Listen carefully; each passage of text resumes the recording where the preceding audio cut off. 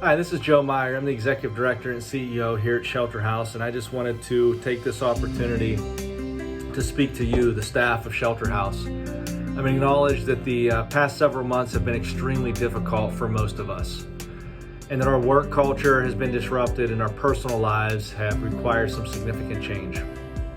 But it's imperative right now that we acknowledge and name the additional burdens of our Black colleagues and what they're experiencing during this particular time. The death rate from the coronavirus is disproportionately higher in the Black community, and several of our Black co-workers have already lost loved ones. In the midst of the pandemic, we watch history repeat itself as Black individuals are senselessly murdered because of the color of their skin. To name them: George Floyd, Breonna Taylor, Ahmaud Arbery, and Tony McDade. We only begin to recognize the loss of life caused by an ingrained culture and structure of white supremacy and racism in our country. As we bear witness and mourn the recent racist acts of police brutality, victimization, oppression, and discrimination of Black people, I want to make it clear that I am sorry.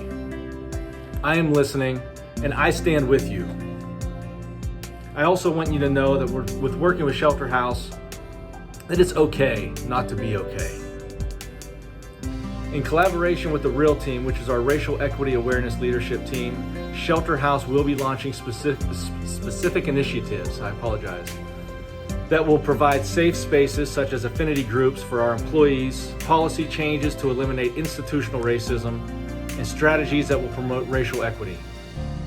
I will tell you that our executive team has committed to this journey, and we will continue our work to address racial inequities in our agency, in our work, and in our community. And we will uphold our core values of collaboration, accountability, respect, and empowerment in everything that we do as we work towards justice. But change cannot occur until everyone engages in the process. Eliminating racism is our fight.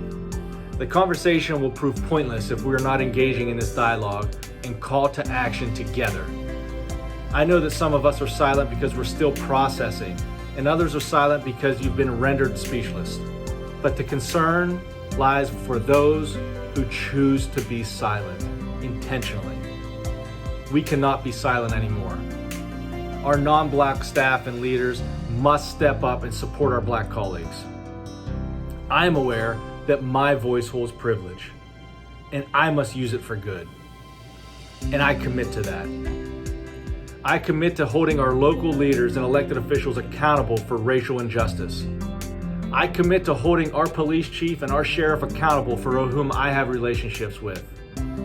Because being an ally is about speaking out and challenging injustice where you see it.